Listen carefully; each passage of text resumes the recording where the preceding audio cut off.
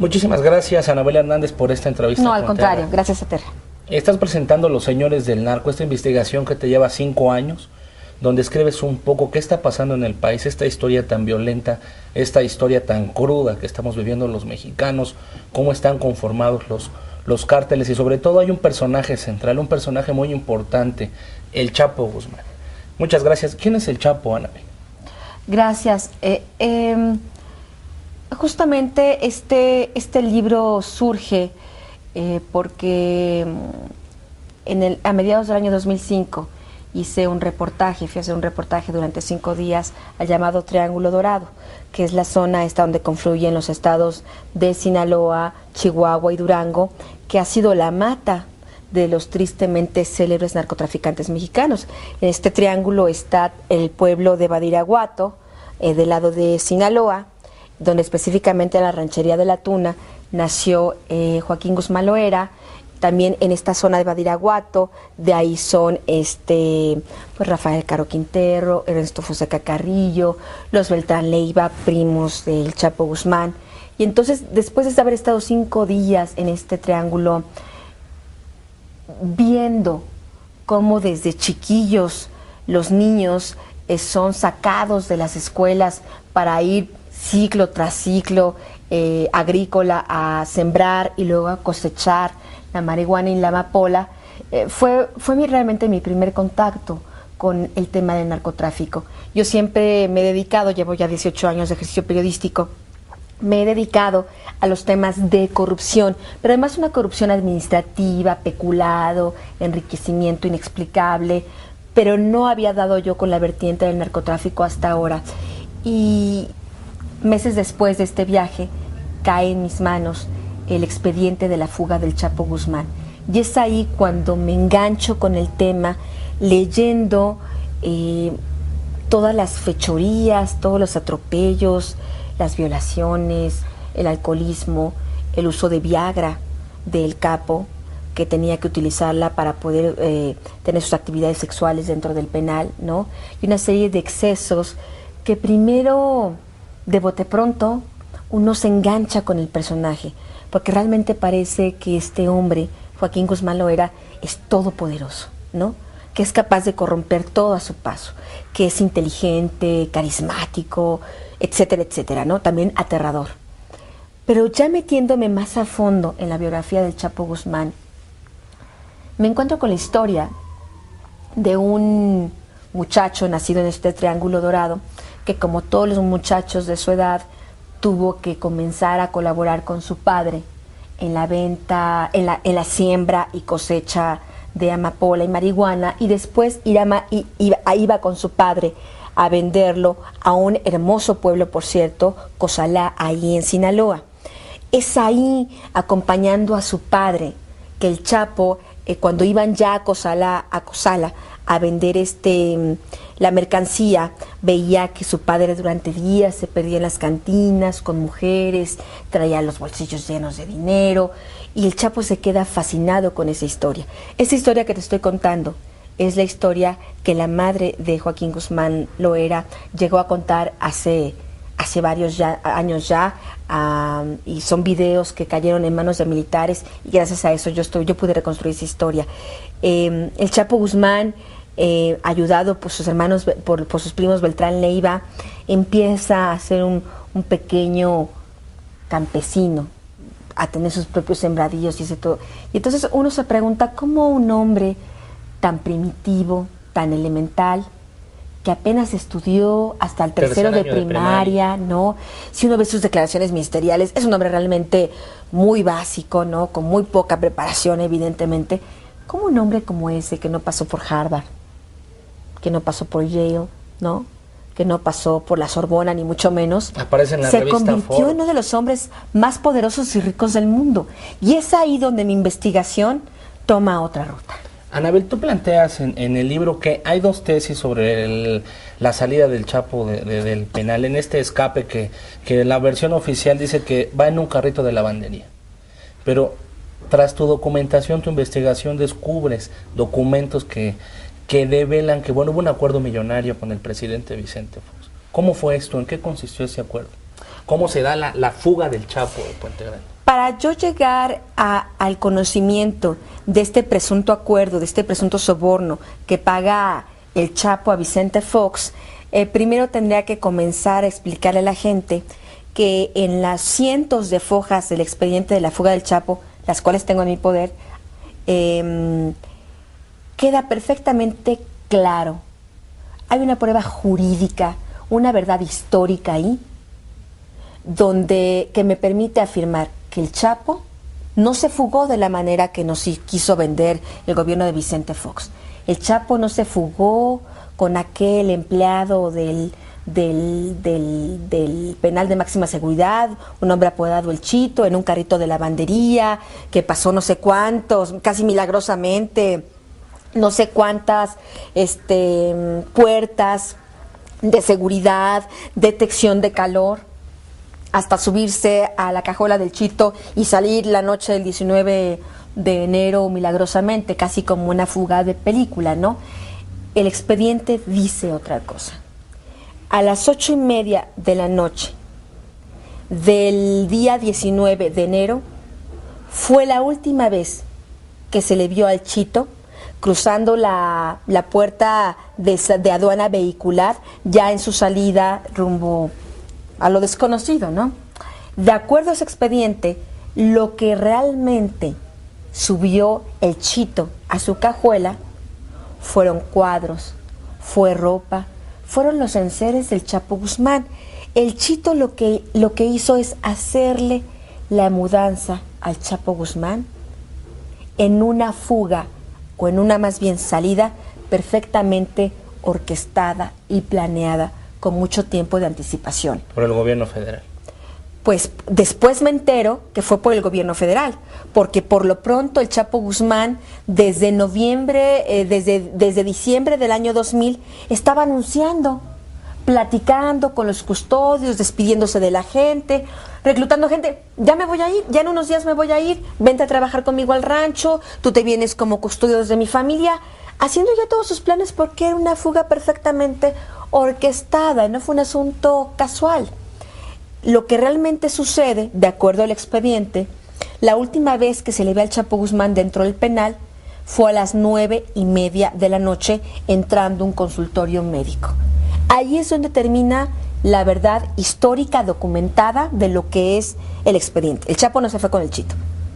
El Chapo, pues evidentemente se va vestido de policía, es una de las tesis que revelas en este libro, vestido de policía y sale en un helicóptero, me parece, del mismo. Lo que cuenta el propio Chapo Guzmán es que él sale del penal hasta la mañana del día 20 de enero del año 2001.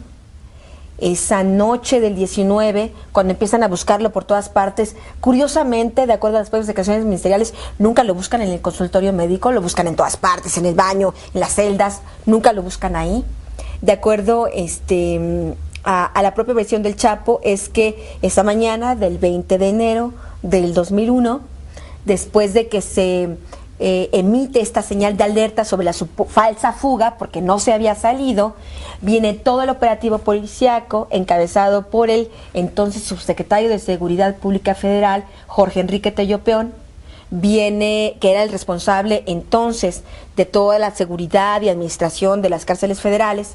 Viene como un segundo cinturón de seguridad el entonces titular de la todavía llamada Policía Judicial Federal, Genaro García Luna, recién nombrado en ese puesto por el presidente, por el general Rafael Maceo de la Concha, el procurador, y es gracias a estos cinturones de seguridad que esa mañana le abren la puerta al Chapo y le dicen: señor, ya puede usted salir.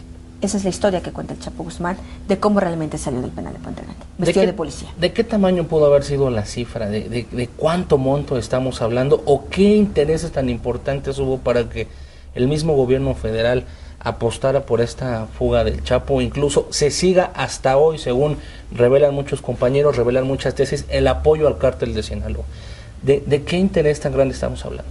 En el año 2008, un general enviado por Juan Camilo Muriño tiene un encuentro con el Chapo Guzmán. Y el general le pregunta al Chapo Guzmán: ¿es verdad que usted pagó 20 millones de dólares por, perdón, por su fuga? Y el Chapo le responde, pues de manera muy cínica: mi general, la libertad no tiene precio. Yo lo que pude conocer en el mes de mayo del año 2006, a través de uno de los jefes de oficina de la DEA aquí en México, en una cita que tuve con él en el Hotel Nico, en la cual hubo un testigo, donde él me narra que ellos tenían información, estaban siguiendo en mayo de 2006, cuando todavía Fox estaba como presidente, una línea de investigación porque habían recibido la información de parte del cártel de Sinaloa que el presidente Vicente Fox había recibido un soborno de más de 20 millones de dólares. Cuando la gente de la DEA me comenta esto, pues por supuesto yo entro en shock, ¿no? Yo digo, bueno, pero qué señalamiento tan grave. Claro, era una línea de investigación, ¿no? Pero qué señalamiento tan grave. Yo le pregunto, bueno, ¿de dónde sacan ustedes esta información? Y lo que me revela este funcionario de la DEA es que ellos tenían infiltrada a la célula de Nacho Coronel, compadre y amigo y socio del Chapo Guzmán. Suegro incluso. Sí. Y es ahí donde ellos se enteran por parte de lo que Nacho Coronel le platica al infiltrado, de que supuestamente había habido ese pago. Hay un hecho concreto e irrefutable, que es el enriquecimiento súbito, insólito, inexplicable de Vicente Fox. Yo tuve oportunidad de cubrir su campaña presidencial. Yo tuve oportunidad de platicar con Lino Corrodi. Lino Corrodi lo ha dicho públicamente, le pagaba hasta las colegiaturas de sus hijos porque no tenía ni en qué caerse muerto. No tenía ni para el súper. Lino incluso le tenía que ayudar a Marta a pagar también sus vestidos para estar más o menos presentable durante la campaña. Su rancho en San Cristóbal, el rancho que todo el mundo conoce, no, era una posilga. Los drenajes no servían, los muebles eran un vejestorio, el drenaje se salía pues de los excusados, se le inundaba a la casa, eran pastizales y terregales secos. Nada que ver con la finca que en tan solo 5 meses se construyó recién entrado el gobierno. Entonces, este asunto del enriquecimiento súbito es un hecho real, que si uno lo contrapone con lo que dice el Chapo, si uno lo contrapone con lo que dice el expediente de que el Chapo no se fugó, si uno lo contrapone con lo que dice la gente de la DEA, si uno lo contrapone con lo que dicen los testigos protegidos de la DEA en las Cortes de Estados Unidos, y ahí vienen sus confesiones de que Vicente Fox protegía a este clan del cártel de Juárez y el cártel Sinaloa, que entonces eran una sola familia. Planteas en este libro que, bueno, está muy compleja la historia, no por lo difícil, sino por todos los hilos que se entrecruzan, por todas las historias que van llevando a lo que sucede hoy en el país. Por eso es un libro muy complejo, muy interesante. Gracias. Planteas en la tesis de la muerte de Juan Camilo Mourinho, que falleció hace 2 años en este avionazo que se da 2, 3 años, me parece, aquí en la fuente de Pemex, sí, la glorieta donde está la fuente de Pemex. Planteas que, bueno, es un rumor que se sabe, no se murió, lo mataron los narcos, no, que es una venganza por los capos de la droga. ¿Cómo es esto? ¿Por qué es la venganza? ¿Cuál era el acuerdo que no se cumplió? ¿Qué fue lo que pasó en este avionazo? Habríamos de señalar aquí 3 datos duros, que son datos duros. La reacción inmediata del presidente de la República, todos lo vimos en televisión, un hombre absolutamente desequilibrado, desencajado. Incluso con lágrimas. Que en su discurso da a entender que fue un evento violento, no que fue un accidente, sino incluso da a entender que hubo ahí algo más. Después tenemos los propios testimonios recabados por muchos medios de comunicación de la gente que vio caer el avión. Y la gente dice, el avión venía encendido. Yo tengo fotografías que no... sí, yo tengo fotografías que no publiqué por mesura, por respeto a los familiares de las víctimas, donde el cuerpo de el titular de José Luis Santiago Vasconcelos, inexplicablemente sale disparado en un segundo nivel de uno de los edificios. ¿Qué hace que Vasconcelos, antes de que el avión se estrelle, salga disparado? Sale disparado y queda su cuerpo sobre la mesa oval de un despacho ahí en Las Lomas. Están los testimonios de la gente que dice que explotó, que venía encendido, ¿no? Eso por un lado. Por otro lado está el dato duro, fehaciente, es un hecho público, de que la familia de Juan Camilo Muriño emitió a los pocos días un comunicado, un desplegado en la prensa de Campeche, hablando de que tu muerte valdrá la pena, esos hombres pagarán, o sea, hablando directamente, insinuando que eso no fue un accidente. Y después yo tengo la versión de gente ligada al propio Mayo Zambada, donde el propio Mayo había dicho a su gente que había sido un atentado perpetrado por él en venganza de que no se habían cumplido acuerdos. Habría que recordar que a finales de octubre del 2008, unos días antes de que ocurriera el deceso de Juan Camilo Muriño, el gobierno federal detuvo sorpresivamente, ahora ya sabemos por unas recientes publicaciones del periódico Reforma, que fue más bien un acto de contrainteligencia del grupo de Arturo Beltrán Leiva, detienen al rey Zambada, al hermano querido del Mayo Zambada. Lo detienen, al principio la autoridad no dice que era el rey Zambada, se lo guarda hasta que no le queda más de otra. Yo hablé con gente de la embajada que me señala que en aquellas fechas ellos sí pudieron detectar que hubo llamadas del cártel de la célula del Mayo Zambada a Los Pinos. ¿Cuál es el contenido de las llamadas? Ellos me dicen, no sabemos, nunca supimos cuál es el contenido de las llamadas, pero registramos que hubo llamadas. Lo que cuenta el Mayo Zambada es que, bueno, él estuvo llamando a Los Pinos diciendo, devuélveme a mi hermano. Pagamos, porque él se quejaba de que él ya había pagado supuestamente el sexenio, no dice ni a quién ni cuánto, para trabajar tranquilamente, como para que de buenas a primeras le tuvieran a su hermano y a 2 sobrinos. Y la respuesta de Los Pinos, según me informan, fue, no podemos ya soltarlo, pues porque ya el gobierno de Estados Unidos está sobre el tema. Ya no de pronto se nos puede fugar o no encontramos cómo. Después de varias advertencias es que viene este avionazo de Juan Camilo Muriño. ¿Cuál sería el pacto que habría del cártel de Sinaloa, del Chapo o de los grandes capos que están moviendo toda esta crisis en el país con el gobierno actual, con el gobierno del presidente Calderón? Lo que es un hecho, si tú me preguntas exactamente de qué está hecho ese pacto, cuánto dinero se pagó, cómo se orquestó, no lo sé. Lo que sí pude documentar, y están ahí los documentos, que me parece que hablan mucho más que cualquier otro argumento o especulación, es que desde el 2007, desde principios del 2007, el gobierno federal, después de que Felipe Calderón declara su supuesta guerra contra el narcotráfico y empieza con todo este discurso, en el 2007 se hacen unas fichas que definen las prioridades de esta guerra contra el narcotráfico. Y en estas fichas vienen prioridad estratégica 1, prioridad estratégica 2, prioridad estratégica 3, siendo la 1 la más importante y la 3 la menos importante. En estas prioridad estratégica, curiosamente, casualmente, están todos los enemigos del Chapo. Está la gente de los Zetas, está Tony Tormenta, está el COS, está su primo Arturo Beltrán Leiva, que aunque en aquella época era aliado del Chapo, era un hombre que le estaba compitiendo ya por el liderazgo. Entonces estamos hablando que casualmente son prioridad 1 todos los enemigos del Chapo. Y habría que decir que en esa estrategia el gobierno ha sido muy eficaz, porque si uno checa la lista con los que han caído, prácticamente todos han caído.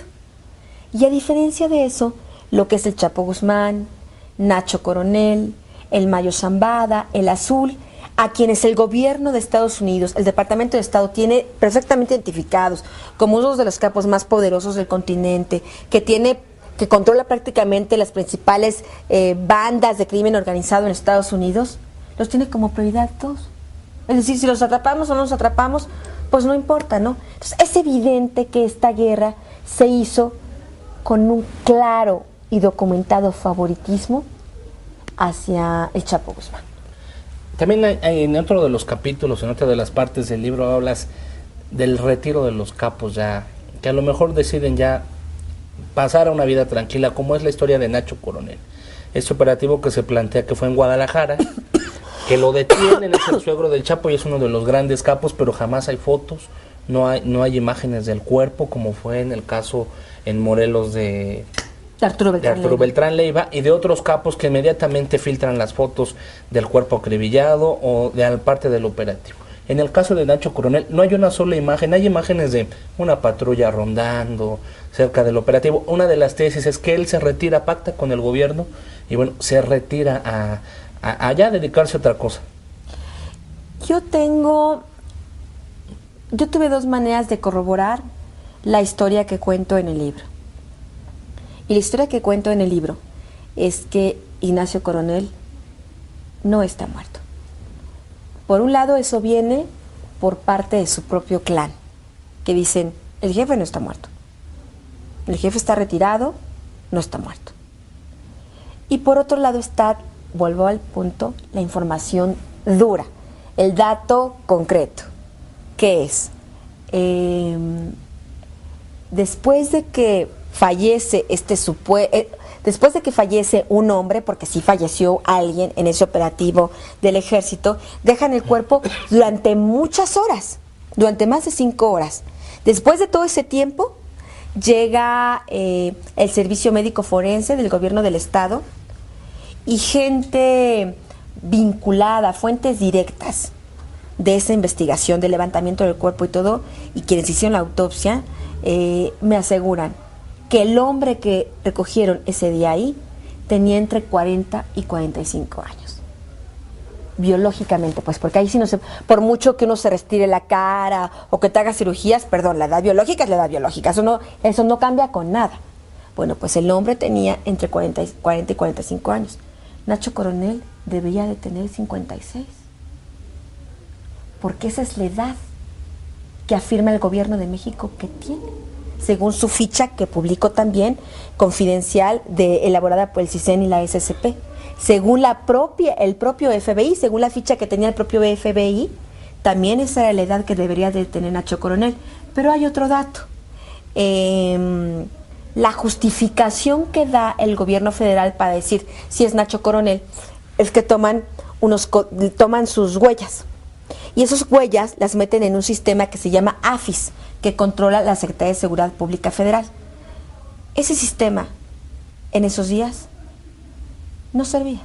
Y tengo documentos que prueban de que ese sistema no estaba funcionando. Sin embargo, se había caído. Oficialmente se dice que gracias al sistema AFIS se pudo saber que esas huellas pertenecían a un hombre que se llamaba Dagoberto, no sé qué, que supuestamente había sido el nombre falso que dio Nacho Coronel en una detención que tuvo en el 90 y tantos en Culiacán.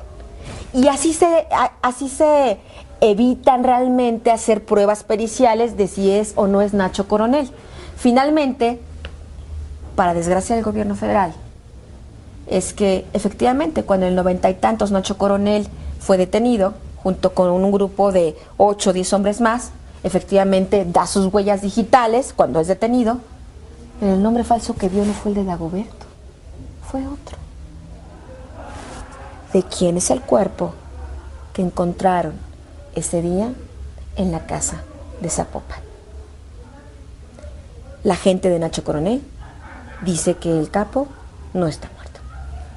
Recientemente fue desaforado un diputado, el diputado Godoy, hermano del gobernador de Michoacán, por presuntos nexos con la familia, con el cártel de la familia michoacana. Y bueno, Alejandro Encinas, dirigente de la bancada, señalaba también que bueno, se van a dar a conocer nombres probablemente de otros diputados, de otros senadores también implicados con cárteles de la droga. ¿Hasta dónde está inmiscuida la parte política? Si bien hablamos del presidente, del poder ejecutivo, ¿hasta dónde los otros niveles están inmiscuidos con otros grupos tal vez, o igual con el grupo del cártel de Sinaloa? Habría que decir que esta historia de colusiones, de complicidades, no es nueva. Sería mentir que surge del sexenio de Vicente Fox para acá. Sería eso un gran engaño y no es ni mi función, ni mi tarea, ni mi propósito. En el libro lo explico perfectamente bien. Estas cadenas de complicidad, por lo menos lo que yo pude documentar, verificar, vienen desde el sexenio de Luis Echeverría. Solo que esas componendas fueron cambiando, como fueron cambiando los sexenios, como fue cambiando el tiempo. Y esas cadenas de complicidad son muy fuertes. Yo lo que afirmo en el libro, y por eso se llama Los Señores del Narco, es que los señores del narco no son solo estos hombres que salen con cara de malos en los carteles de la PGR o de la DEA o del FBI como los más buscados. No, también son hombres que ocupan las 8 columnas pontificando, haciendo donaciones, inaugurando hoteles, hospitales, bancos, como expresidentes, como secretarios de Estado, como diputados, como senadores, pues que también son señores del narco, solo que operan en este halo de legalidad. Son hombres que de una u otra manera, en un momento de su historia, han estado vinculados al narcotráfico. Y yo lo señalo ahí, en el libro Los Señores del Narco, con nombre y apellido. Entonces, este fenómeno de Julio César Godoy, si bien es cierto que es el primer legislador en la historia de México que es desaforado por ser acusado de delincuencia organizada, evidentemente no es el único, ni ahorita ni antes. ¿El Chapo Guzmán sería una imagen mediática sobre este fenómeno? O sea, ¿es realmente el hombre más importante del narcotráfico en México, tal vez en el mundo, en el continente, o es solo una estampa mediática? Hay cabezas más importantes que el Chapo, hay gente que a lo mejor no sabemos que realmente mueve todo este negocio de miles de millones de dólares de la droga. Esa es una gran pregunta. A lo largo de mi investigación pude ir comprobando, por ejemplo, empresarios a los que, por ejemplo, en el sexenio de Vicente Fox les dieron concesiones de minas o cosas por el estilo, también son narcotraficantes importantes.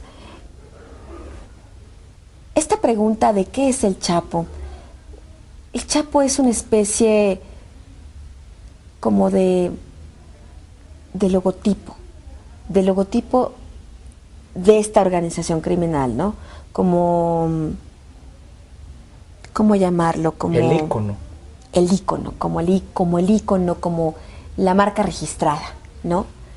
Pero en realidad detrás de él hay un ejército de personas, hay muchas personas que pueden tener igual o más influencia que él.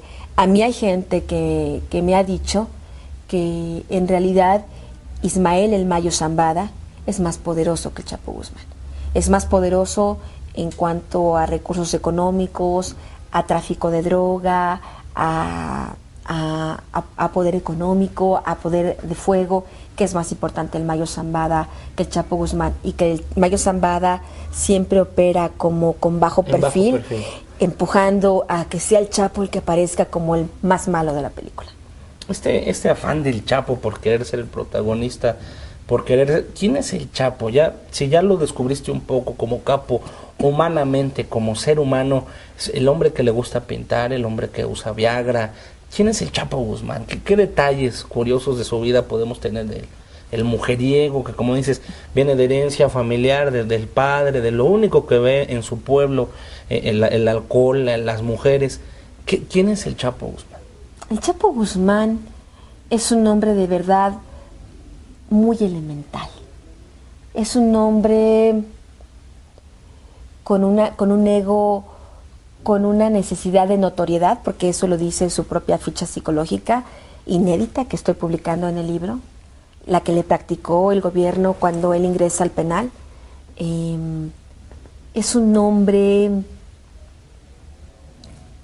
trastornado, es un hombre, pues sí, que es un peligro para el país, es un hombre que puede ser absolutamente encantador, es un hombre que puede ser un violador sin escrúpulos, porque violó a mujeres en el penal de máxima seguridad de Puente Grande, cuando al gobierno federal se le ocurrió meter a mujeres a un penal masculino. Es un hombre también que es capaz de llorarle a una cocinera, conmovido porque hace las enchiladas como las hacía su mamá. Es un hombre que presume de tener una isla en el Caribe, de tener residencias en las lomas, de tener una flota aérea. Es un hombre que tiene una gran cantidad de hijos, ¿no? Es un hombre que, a diferencia suya, a sus hijos sí los mandó a estudiar, son licenciados o doctores, lo son. Y es un hombre que, si bien tengo entendido ahorita, está pensando ya también en su retiro. Lo está planeando. Lo está planeando, está buscando entre sus hijos a su sucesor.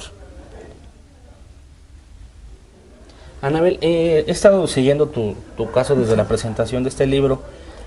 ¿Has tenido amenazas de muerte? ¿Has tenido amenazas por parte de gente desconocida? ¿Cómo te ha ido? Sé que incluso la Procuraduría Capitalina te ha puesto un escolta. Así es. Ante la inminencia, ante la salida de este libro, tuve conocimiento por una fuente muy confiable de que presuntamente se está orquestando un atentado de muerte en mi contra por parte de funcionarios de la Secretaría de Seguridad Pública Federal, incómodos por mis revelaciones, porque pude documentar que muchos de esos funcionarios, desde que estaban en la AFI hasta ahora que están en la Secretaría de Seguridad Pública Federal, han sido señalados por testigos protegidos de estar vinculados al Cártel de Sinaloa. Ha habido estas incomodidades y, bueno, hay estas supuestas intentos, planes de acabar con mi vida. Tuve que tomar medidas y en cuanto lo supe, en cuanto tuve conocimiento de esta fuente confiable, fui a levantar mi queja ante la Comisión Nacional de Derechos Humanos y fui a presentar mi denuncia ante la Procuraduría de Justicia del Distrito Federal, pues para que se deslinde responsabilidades y se investigue a fondo si estos planes son reales y quién los quiere perpetrar. ¿Tienes miedo, Anabel? ¿Tienes, no sé, que te pudiera pasar algo a ti, a alguien de tu familia? Pues es una pregunta difícil porque... A lo mejor tonta, pero... No, es difícil para mí porque después de estos 5 años de lidiar con el miedo... Aprendes a vivir con él. Aprende uno a vivir con él. Es curioso, esta ha sido una historia, meterte a la cloaca, meterte hasta adentro para poder sacar todas estas revelaciones. Ha sido un esfuerzo no solo de tiempo, sino también emocional, ¿no? De darte cuenta, ir conociendo más a fondo cómo opera toda esta podredumbre, ¿no? Mucha gente, cuando yo hablaba con los generales, cuando hablaba con la propia gente del gobierno de Estados Unidos, incluso con la propia gente ligada al narcotráfico, muchos me veían y me decían: pues señora, ¿por qué no mejor se regresa a su casa a atender a sus hijos? No se mete usted en estos temas son para hombres, estos temas son muy complicados, no se mete usted aquí. Mejor siga con sus otros reportajes de corrupción, eso está muy bien, eso es inofensivo, pero en estos temas no se meta, ¿no? Y yo realmente quería entender qué era lo que estaba pasando. Yo creo que si no entendemos realmente cuáles son los hilos de poder y motivaciones mentales de estos capos, no vamos a poder combatir el narcotráfico eficientemente. Y yo lo que quise comprobar es que sí se puede investigar, que no hay intocables, que se puede socializar el tema. Sí tengo miedo, claro que tengo miedo. Tengo 2 hijos, soy madre de familia, soy hija, soy hermana, claro que tengo miedo.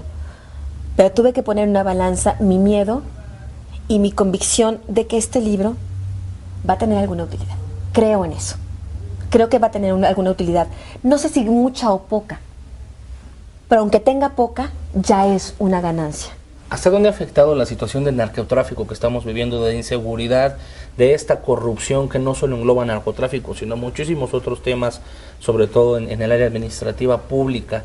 hasta dónde el narcotráfico y esta corrupción está permeando en la situación que vive México, en esta situación de desempleo, en esta situación de pobreza en muchas zonas, en esta situación de crisis. ¿Sabes qué es lo más grave? Y lo revelo en el libro, y lo documento en el libro además, es que, y la gente no ha comprendido, no ha entendido, porque el gobierno le miente y no deja que la gente entienda.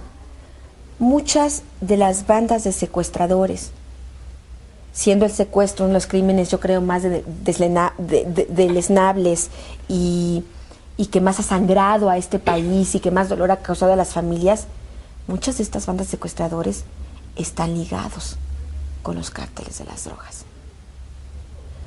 Y muchos de estos cárteles de las drogas son protegidos por policías, por jefes policíacos que tenían la obligación de defender a la población, no de defender a quienes la atormentan.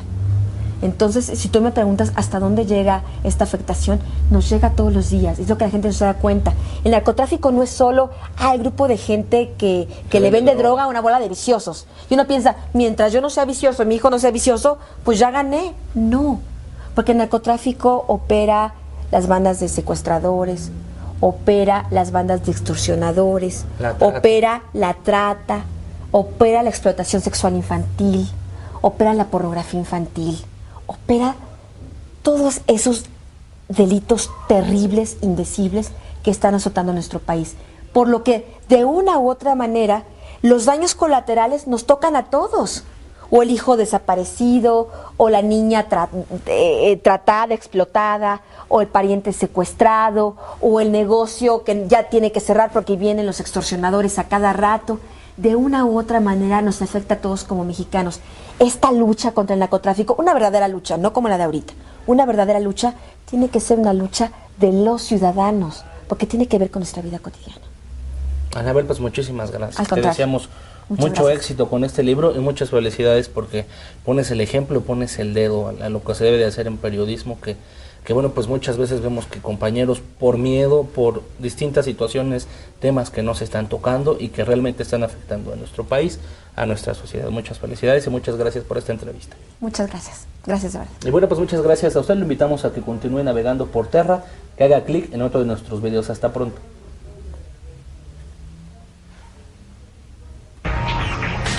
Campesino, a tener sus propios sembradíos y ese todo. Y entonces uno se pregunta cómo un hombre tan primitivo, tan elemental, que apenas estudió hasta el tercero de primaria, ¿no? Si uno ve sus declaraciones ministeriales, es un hombre realmente muy básico, ¿no? Con muy poca preparación, evidentemente. ¿Cómo un hombre como ese, que no pasó por Harvard, que no pasó por Yale, ¿no? Que no pasó por la Sorbona, ni mucho menos, aparece en la se revista convirtió Forbes en uno de los hombres más poderosos y ricos del mundo. Y es ahí donde mi investigación toma otra ruta. Anabel, tú planteas en el libro que hay dos tesis sobre la salida del Chapo del penal, en este escape que la versión oficial dice que va en un carrito de lavandería. Pero tras tu documentación, tu investigación, descubres documentos que develan que, bueno, hubo un acuerdo millonario con el presidente Vicente Fox. ¿Cómo fue esto? ¿En qué consistió ese acuerdo? ¿Cómo se da la fuga del Chapo de Puente Grande? Para yo llegar al conocimiento de este presunto acuerdo, de este presunto soborno que paga el Chapo a Vicente Fox, primero tendría que comenzar a explicarle a la gente que en las cientos de fojas del expediente de la fuga del Chapo, las cuales tengo en mi poder, que es inteligente, carismático, etcétera, etcétera, ¿no? También aterrador.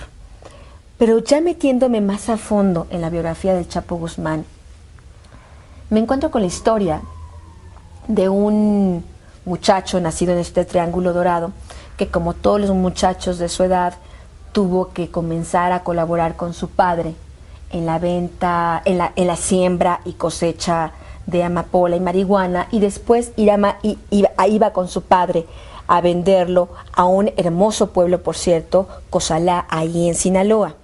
Es ahí, acompañando a su padre, que el Chapo, cuando iban ya a Cozalá a vender la mercancía, veía que su padre durante días se perdía en las cantinas con mujeres, traía los bolsillos llenos de dinero, y el Chapo se queda fascinado con esa historia.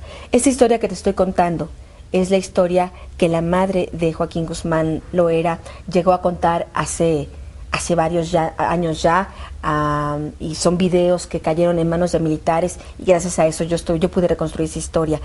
El Chapo Guzmán, ayudado por sus hermanos, por sus primos Beltrán Leiva, empieza a hacer un pequeño triángulo, viendo cómo desde chiquillos los niños son sacados de las escuelas para ir ciclo tras ciclo agrícola a sembrar y luego a cosechar la marihuana y la amapola. Fue realmente mi primer contacto con el tema del narcotráfico. Yo siempre me he dedicado, llevo ya 18 años de ejercicio periodístico, me he dedicado a los temas de corrupción, pero además una corrupción administrativa, peculado, enriquecimiento inexplicable, pero no había dado yo con la vertiente del narcotráfico hasta ahora. Y meses después de este viaje, cae en mis manos el expediente de la fuga del Chapo Guzmán. Y es ahí cuando me engancho con el tema, leyendo todas las fechorías, todos los atropellos, las violaciones, el alcoholismo, el uso de Viagra del capo, que tenía que utilizarla para poder tener sus actividades sexuales dentro del penal, ¿no? Y una serie de excesos que primero, de bote pronto, uno se engancha con el personaje, porque realmente parece que este hombre, Joaquín Guzmán Loera, es todopoderoso, ¿no? Que es capaz de corromper toda su... Muchísimas gracias, Anabel Hernández, por esta entrevista. No, al contrario, gracias a Terra. Estás presentando Los Señores del Narco, esta investigación que te lleva 5 años, donde escribes un poco qué está pasando en el país, esta historia tan violenta, esta historia tan cruda que estamos viviendo los mexicanos, cómo están conformados los cárteles, y sobre todo hay un personaje central, un personaje muy importante, el Chapo Guzmán. Muchas gracias. ¿Quién es el Chapo, Anabel? Gracias. Justamente este libro surge porque a mediados del año 2005 fui a hacer un reportaje durante 5 días al llamado Triángulo Dorado, que es la zona esta donde confluyen los estados de Sinaloa, Chihuahua y Durango, que ha sido la mata de los tristemente célebres narcotraficantes mexicanos. En este triángulo está el pueblo de Badiraguato, del lado de Sinaloa, donde específicamente en la ranchería de La Tuna nació Joaquín Guzmán Loera. También en esta zona de Badiraguato, de ahí son pues Rafael Caro Quintero, Ernesto Fonseca Carrillo, los Beltrán Leiva, primos del Chapo Guzmán. Y entonces, después de haber estado 5 días en queda perfectamente claro. Hay una prueba jurídica, una verdad histórica ahí, que me permite afirmar que el Chapo no se fugó de la manera que nos quiso vender el gobierno de Vicente Fox. El Chapo no se fugó con aquel empleado del penal de máxima seguridad, un hombre apodado El Chito, en un carrito de lavandería, que pasó no sé cuántos, casi milagrosamente, no sé cuántas puertas de seguridad, detección de calor, hasta subirse a la cajuela del Chito y salir la noche del 19 de enero milagrosamente, casi como una fuga de película, ¿no? El expediente dice otra cosa. A las 8:30 de la noche del día 19 de enero fue la última vez que se le vio al Chito cruzando la puerta de aduana vehicular, ya en su salida rumbo a lo desconocido, ¿no? De acuerdo a ese expediente, lo que realmente subió el Chito a su cajuela fueron cuadros, fue ropa, fueron los enseres del Chapo Guzmán.